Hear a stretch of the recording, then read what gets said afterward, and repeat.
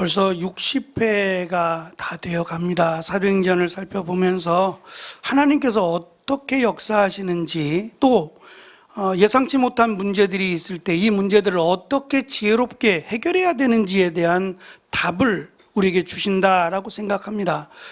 지난 시간에 우리는 이고니온이라고 하는, 그리고 또 루스드라라고 하는 날 때부터 한 번도 일어나 본 적이 없는 사람을 고쳤어요. 그것 때문에 바나바를 향해서는 제우스라고 부르고, 또 바울을 향해서는 헤르메스라고 하는 신과 같은 존재라고 하는 명칭을 붙인 거죠. 그때 바나바와 바울과 바나바는 자신들의 옷을 찢어가며 우리는 당신과 똑같은 사람들이다, 결코 신이 아니다 라고 하며 복음을 전했습니다. 그런데 이고니온에서도 그랬듯이 이 흩어져 있던 유대인들, 그들은 여전히 율법에 매인 전통을 지키고 할례를 행하고 이러한 것들을 행하며 살았던 전통 유대인들인데, 그들이 이 십자가에 달려 돌아가신, 죽으시고 부활하신 예수를 전하자 그들이 못마땅해 했어요. 어떻게 십자가에 달려 죽은, 저주받은 예수, 그를 믿으면 구원을 받을 수 있느냐? 있을 수 없다라고 하며 거부했지만, 바울과 바나바와 일행은 여전히 그 복음을 전했어요. 사실은 그것이 진리이기 때문에 그래요. 세상적으로는 이해할 수 없어요. 하나님이 어떻게 인간이 되어 이 땅에 오시냔 말이에요. 하나님이 만든 피조물에 불과해요, 우리는. 그래서 시편에도 보면 우리를 마른 막대기와 같다라고 말할 정도로 하나님이 보실 때에는 참 보잘것없는 존재 아니에요. 우리가 지나다니는 벌레를 보면서 어떻게 생각해요? 야, 참 귀하다, 이렇게 생각하기보다는 형편없다고 생각하지 않아요? 하나님이 우리를 보실 때 하나님이 만드셨으니까 참 예쁘다, 귀하다, 복되다 하신 것이지, 하나님과 비교해 보면, 특히 하나님 자리에 서려고 하는 인간을 볼 때 어떻게 생각하시겠어요? 하나님을 거역하고 우상을 섬겼던 그 이스라엘이 멸망당했던 것도 하나님 자리에 서려고 했기 때문이었어요. 그런 인간을 위해서 하나님이 자기를 이 땅에 내어주셨다? 상상도 할 수 없어요. 그런데 그 하나님이 육신으로, 성령을 통하여 육신으로 이 땅에 오셨고 우리의 죄를 대신하여 십자가에 달려 죽으셨어요. 어찌 보면 세상에 똑똑한 사람들, 지혜로운 사람들은 이것을 믿기가 어려워요. 오히려 이 땅에 약하고 지혜가 부족하다 여기는 사람들이 아멘으로 믿었죠. 그래서 더 믿을 수 없다고 여겼을지 모르겠어요. 제가 의정부에서 사역할 때 우리 정봉심 성도님과 비슷한 경우의 가정이 있었어요. 말씀드린 것처럼. 그리고 이 어머니의 아들이 있는데 그 아들이 참 효자예요. 참 효자예요. 정말 어머니만 생각하면 발벗고 나설 정도로 효자인데, 아무래도 세월은 막을 수 없죠. 어머님이 돌아가셨어요. 그리고 어머님 그 장례 예배를 주관해서 드리면서 이 아들이 저와 철석같이 약속을 했어요. 너무 감사하다고. 특별히 어머니가 입관 예배를 드릴 때 어머니의 모습이 정말 어린아이와 같고 정말 주무시는 것 같아요. 믿을 수 없을 만큼, 돌아가셨다는 게 믿을 수 없을 만큼 너무 평안하셨어요. 그 모습의 은혜를 받고 저와 철석같이 약속했어요. 목사님, 제가 이제는 교회를 나가겠습니다. 아직까지 안 나와요.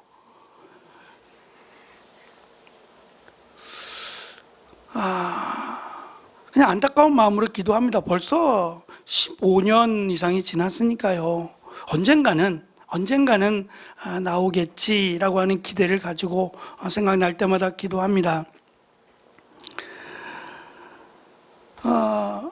흩어져 있던 유대인들, 그들은 십자가에 달린 예수를 믿음으로 구원을 받는다?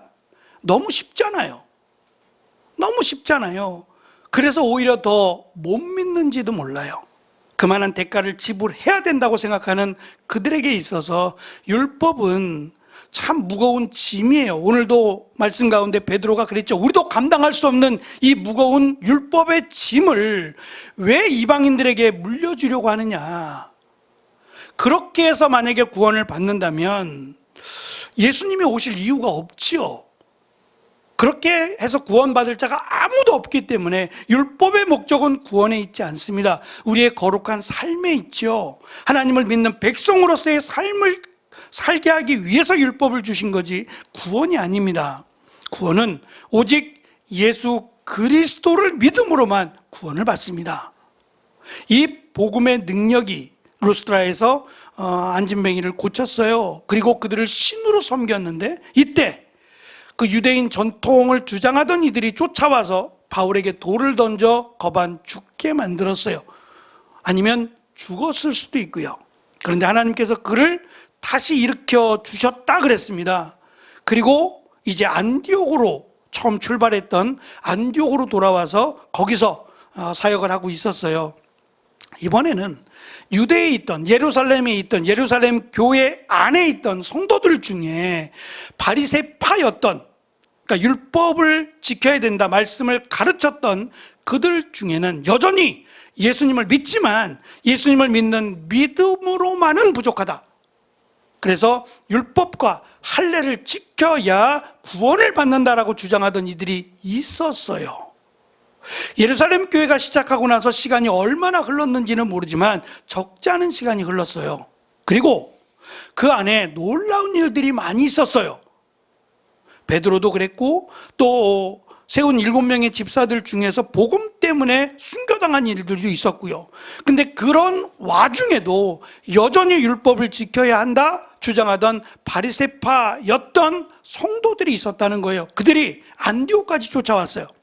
안디옥까지 와서 예수 그리스도를 믿는 믿음만으로는 구원받을 수 없다. 그러므로 너희들은 율법을 지켜야 되고 할례를 받아야 된다라고 주장을 했어요.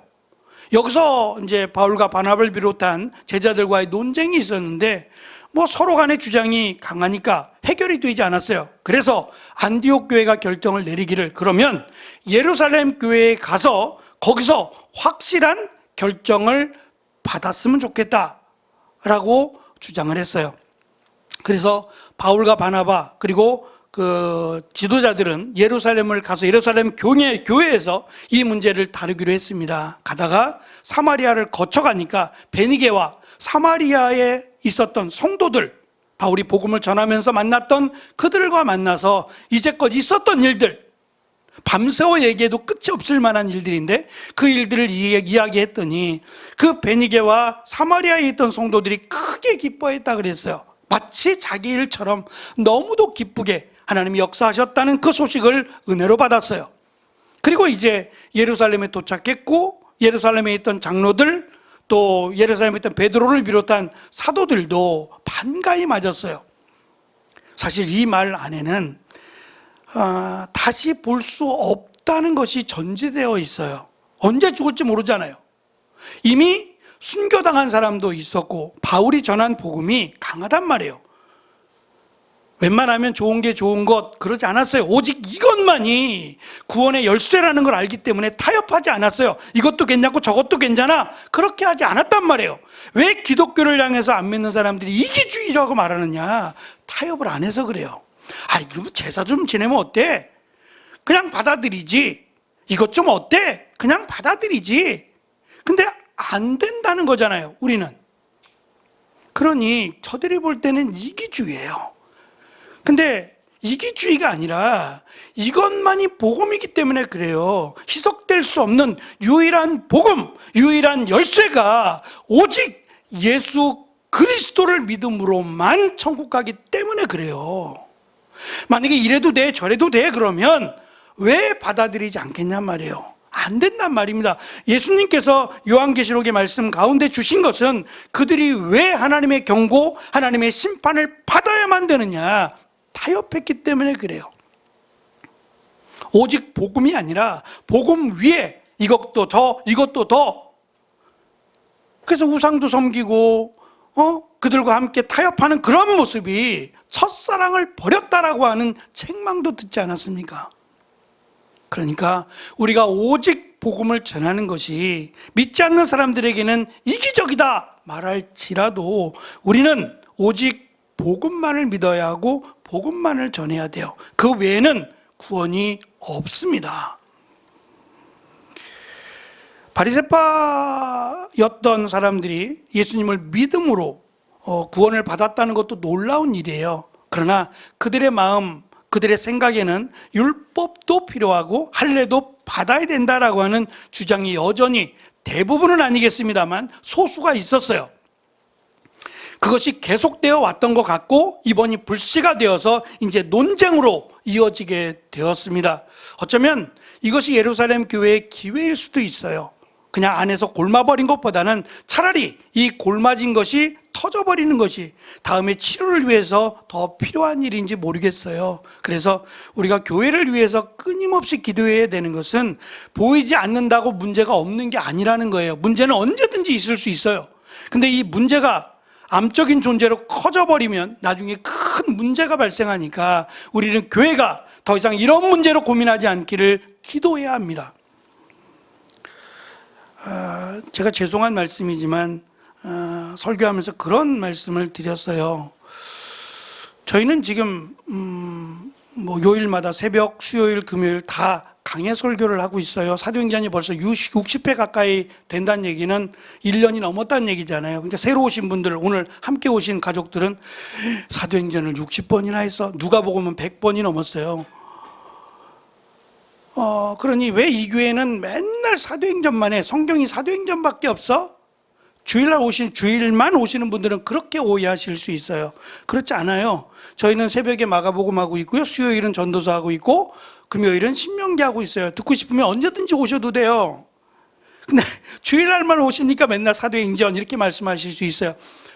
하나님의 말씀이에요. 사도행전도 하나님 말씀이고 다 하나님의 말씀이에요. 그런데 우리 교회 처음 오셨거나 오신 지 얼마 안 되신 분들은 왜 여기는 왜 사도행전만 이렇게 전하느냐라고 하실 수 있어요. 그럼 어떻게 해야 돼요? 이건 제 혼자만의 결정이 아니라 우리가 함께 결정한 일이고 저도 찬성을 했어요. 아주 귀한 일이다라는 생각을 갖고 기도로 준비하고 말씀을 전합니다. 그러므로 이 문제에 대해서 괜히 문제를 삼는 경우는 어떻게 하겠어요? 우리가 바꿀 수는 없는 문제고 본인이 마음을 바꾸든지 하나님의 말씀을 이렇게 연결해서 쭉 말씀을 전하시는구나. 내가 이 말씀 속에서 하나님의 뜻을 발견해야지 라고 하는 것이 맞지. 그것 때문에 계속 틀렸다 맞았다 그르다 옳다 주장하면 교회를 혼란스럽게 만들어요. 그래서 다른 교회에 있다가 우리 교회에 출석하신 분들, 교회에 출석하면 새가족부라는 게 있어요. 그러니까 새가족이라는 게 새로운 가족이라는 뜻도 있지만 우리 교회만의 또 전통이 있을 수 있잖아요. 성경 해석도 있을 수 있고. 예를 하나 들자면 함께 이제 공부하는 목사님 중에 그 목사님이 교회에 좀 어려움이 있어서 2번 이렇게 새롭게 시작을 하셨어요. 그리고 새로운 성도들이 왔는데 말이 새로운 성도들이지 이미 교회를 다니시던 분들이에요. 오랜 시간 동안 교회를 다니시다가 상처를 받고 교회를 옮기셨어요. 근데 목사님이 성찬식을 하고 그날이 이제 성찬식의 날이어 성찬식을 다 끝내고 하다 보면 빵도 좀 남고 포도주도 남아요. 부족하게 준비하지 않으니까 남는다고요. 대부분은 남는데 목사님이 이것을 잘 보관했다가 냉장고에 넣어놓으시라 그랬더니 이분들이 목사님 이건 땅에 묻어야죠. 그래서 목사님이 네? 우리 목사님이 그랬는데 이건 땅에 묻어야 된대요 라고 하면서 펄쩍 뛰시더래요. 아니에요. 이 아까운 걸 왜 땅에 묻어요?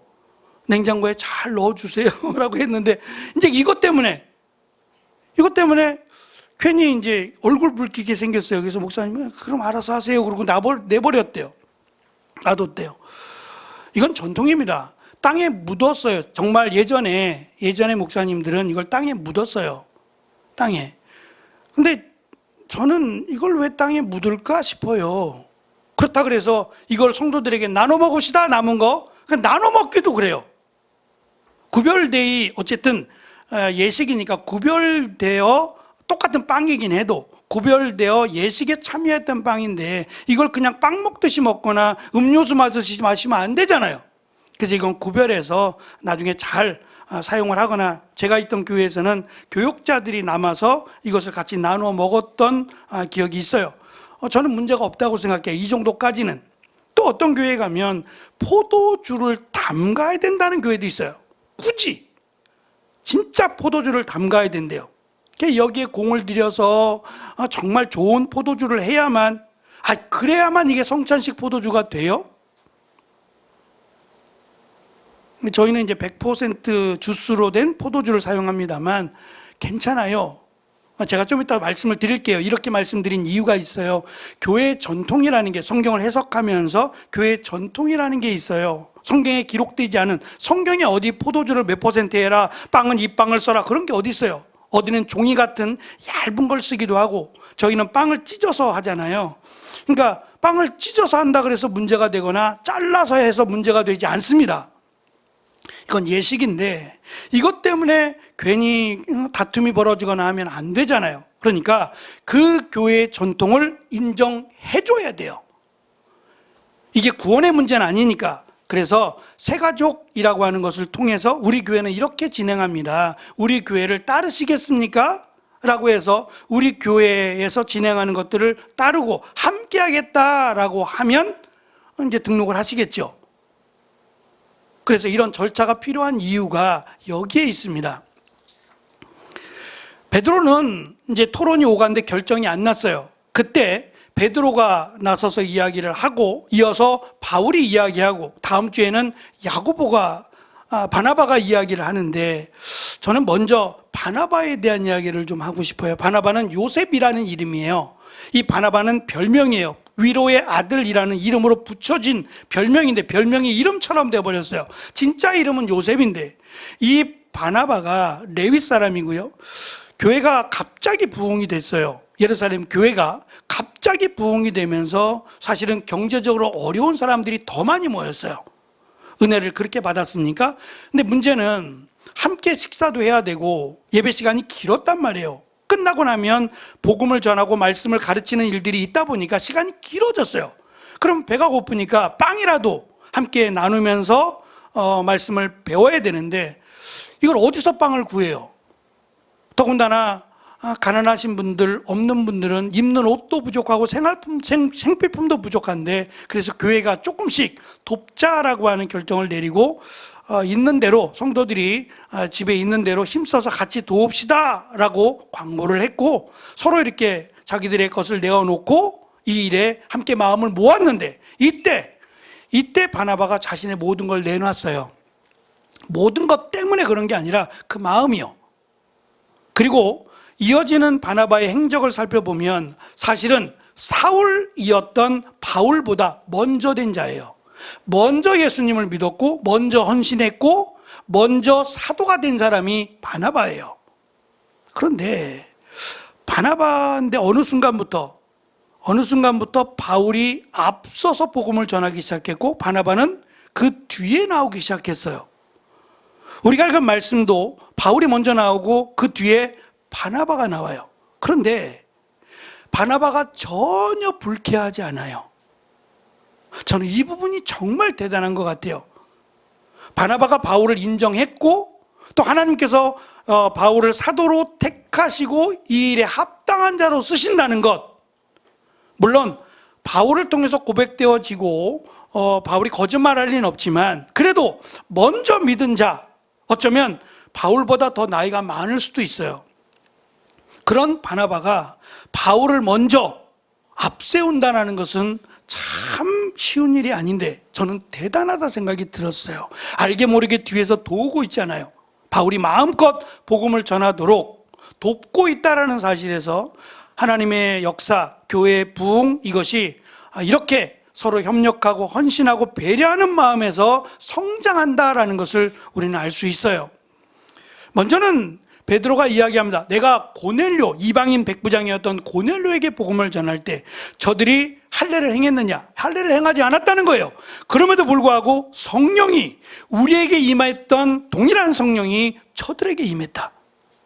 결국 이것은 할례가 없어도, 율법을 지키지 않아도 예수 그리스도를 믿음으로 구원받는다라고 하는 확실한 증거다. 여러분들도 여기에 대해서 공감하지 않았느냐? 왜 근데 갑자기 저들에게 율법을 지키라고 하느냐, 또 할례를 받아야 되느냐고 주장하느냐? 이것은 하나님의 뜻이, 예수님의 뜻이 아니다라고 바울이 권면을 합니다. 우리가 잘 아는 종교개혁이라는 게 일어났어요. 그때 이제 대표적인 사람이 루터라는 사람, 칼빈이라고 하는 사람이 종교개혁을 일으키는 대표 주자가 되는데, 그들이 주장했던 5대 원리가 있어요. 종교개혁의 5대 원리가 오직 성경, 오직 은혜, 오직 믿음, 오직 그리스도, 오직 하나님께 영광이에요.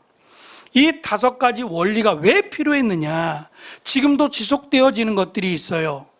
제가 오늘은 이 말씀을 좀 드릴 텐데 한번 잘 숙지해 두시면 좋을 것 같아요. 이 종교개혁이 카톨릭에 대항된 건데, 이 지금도 카톨릭은 잘못된 6가지 교리가 있어요. 첫째는 오직 그리스도를 믿는 것과 더불어 반드시 카톨릭의 세례를 받아야만 구원이 이루어져요. 그러니까 교회를 다니다가 성당으로 가신 분들은 세례를 또 받아요. 교회에서 받은 세례는 무효입니다. 그러니까 우리도 성부와 성자와 성령으로 세례를 받잖아요. 근데 그렇게 받는 건 안 돼요. 물속에 완전히 들어가야 된대요. 침례라고 불려지는데, 물속에 들어가는 그런 침례를 받아야 되고, 이 침례자가 목사는 안 된대요. 목사는 안 되고 사제를 통해서만 받아야 된대요. 그래야 그것이 확실한 구원이 된다고 주장합니다. 두 번째, 예수 그리스도를 믿든지 안 믿든지 상관없대요. 하나님을 기쁘시게 하려는 마음이 있고 옳은 일을 행하면 구원받는답니다. 전혀 성경이 아니에요. 예수님 안 믿어도 구원받을 수 있대요. 그래서 이걸 보편적 구원이라 그래요. 어디에나 구원이 있대요. 불교하고 똑같아요. 하나를 제대로 믿으면 구원을 받는데요. 여기에 구원이 없어요. 세 번째, 그들의 가르침은 마리아는 죄가 없다는 거예요. 예수님을 잉태했기 때문에 잉태한 마리아, 어머니 육신의 마리아는 죄가 없다. 그러면 그가 낳은 자식들은요? 예수님뿐만 아니라 예수님도 낳았다고 하니까 예수님이 첫째잖아요. 그러면 낳은 아들과 딸들이 있는데 이들은 죄가 없어야 되잖아요, 다. 이걸 어떻게 이해할 수 있죠? 또 성령으로 잉태하셨다는 건 어떻게 설명할 수 있겠어요? 어쨌든 그들은 마리아는 죄가 없어요. 이 말을 한 이유는 어머니 마리아에게 기도하면 어머니가 아들에게 잘 타일러서 들어줘야 된다, 이렇게 얘기한다는 거예요. 네 번째, 그들은 예배 대신, 말씀 대신 미사를 더 중요하게 여겨요. 왜냐? 이 미사를 통해서 성찬식을 하는데, 이 성찬식의 빵은, 우리는 빵을 우리가 찢죠. 빵을 우리가 찢거나 빵을 우리가 받아요. 그리고 잔을 우리가 들고 마신단 말이에요. 근데 카톨릭은 안 돼요. 손대면 안 돼요. 거룩한 빵, 거룩한 포도주니까 자기들이 손대면 안 되고 신부가 잡고 넣어줘요. 입안에 넣어주는 순간 그 빵이 그리스도의 몸이 되고, 신부가 넣어주는 포도주를 입에 넣어주는 순간 이 포도주가 그리스도의 피로 변해요. 그래서 실제로 예수님의 살을 먹고 예수님의 피를 마시게 됨으로 진정한 구원받은 자가 된다는 거예요. 제가 그런 생각이, 이걸 어떻게 깨물어 먹지, 빵을? 예수님의 살이라면서 이 살을 어떻게 깨물어 먹죠? 그래서 스르르 녹는 거를 만드는 거예요. 깨물어 먹지 못하도록. 다섯 번째, 그리스도의 죽음만으로는 우리의 죄가 완전히 대속받지 못한다. 그래서 누군가의 기도가 필요하대요. 그래서 예수님을 믿지 않고 돌아가신 가족들이 있을 수 있잖아요. 어머니가, 아버지가 예수님을 믿지 않고 돌아가시면 어디로 가느냐? 일단 연옥이라는 데로 가요. 연옥이라는 데로 갔다가 자녀들이 아버지가 하지 못한, 어머님이 하지 못한, 고인이 하지 못한 선을 행하면 무언가의 헌신과 희생을 하면 그분이 연옥에 있다가 차차 천국으로 옮겨가요. 그 헌신의 가치를 누가 정하느냐? 신부가 정해요. 사제가 정합니다. 정해서 이렇게까지 하면 이제 연옥에 있던 믿지 않던 고인이 천국으로 옮겨간다라고 주장을 해요. 마지막은 고해성사예요. 사제가 하나님과 사람 사이의 중보자라고 주장해요. 사제가, 예수님이 아니라 사제가 중보자예요. 그래서 사제에게 죄를 고백해야 되고 그 고백에 대한 결정, 이렇게 해라 저렇게 하라 라고 하는 명령을 이행해야 된대요. 그리고 그 중심에는 교황은 죄가 없다예요. 교황 무죄설이 있어요. 교황이 다른 사람의 죄를 사해 줄 수 있는 권한이 있다고 해요. 어떻게 생각하세요? 여기에 구원이 있어요? 모양은 그럴듯해요. 예? 근데 여기에 과연 구원이 있겠는가라고 하는 점이에요. 근데 이런 것이 너무도 쉽게 변화되어 가요. 교회도 그럴 수 있다는 거예요. 조금씩 허용하다 보면 언젠가는 이것도 괜찮아 저것도 괜찮아 하다 보면 교회는 구원이 없을 수 있어요. 교회의 크기는 중요하지 않습니다. 중요한 것은 복음에 있어요. 이 복음의 가치가 우리를 하나님의 나라로 인도해 주기 때문입니다. 그래서 베드로는 단호하게 이것이 은혜의 복음이다. 오직 예수님이 우리를 구원하신 것이고 그 예수를 믿음으로만 구원을 받는다라고 하는 것을 설명하고 권면합니다. 이어지는 내용들이 앞으로 사도 바울이 또 바나바가 함께 복음을 전할 때 해야 되느냐 말아야 되느냐, 할례를 해야 되느냐 말아야 되느냐의 중요한 열쇠가 될 거예요. 다행인 것은 할례를 받지 않아도, 이방인들에게 할례를 주지 않아도 된다라고 하는 결정이 내려졌기에 오히려 감사합니다. 다시 말씀드리지만 구원은 오직 예수 그리스도를 믿음으로만 구원을 받습니다. 그리고 그 예수님은 하나님이시고 성령으로 잉태되신 예수 그리스도이심을 믿는 겁니다. 인간적으로는 이해할 수 없어요. 이게 어떻게 가능해요? 오직 예수님에게만 일어난 일입니다. 인간의 역사 가운데 이러한 일은 없어요. 그래서 스스로 내가 메시아다, 스스로 내가 그리스도라고 말하는 사람들은 다 거짓이에요. 다 거짓입니다. 오직 예수님만 하나님이시고 예수님만 성령으로 잉태하셔서 이 땅에 오신 분이다. 그리고 그 이유가 우리의 죄를 대신하여 죽으시기 위해서 오셨고 그를 믿는 자는 영원히 살아도 죽지 않을 뿐만 아니라 죽어도 영원히 산다라고 하는 약속을 주셨어요. 이 귀한 말씀의 역사, 말씀의 은혜가 우리 모두에게, 특별히 사랑하는 어머니를 먼저 하나님의 나라로 보내드린 유족들에게 함께 하셔서 그 영원한 하나님의 나라에 함께 들어가는 귀한 축복이 우리 성도들에게, 사랑하는 유족들에게 함께 하시기를 간절히 바랍니다. 기도하겠습니다.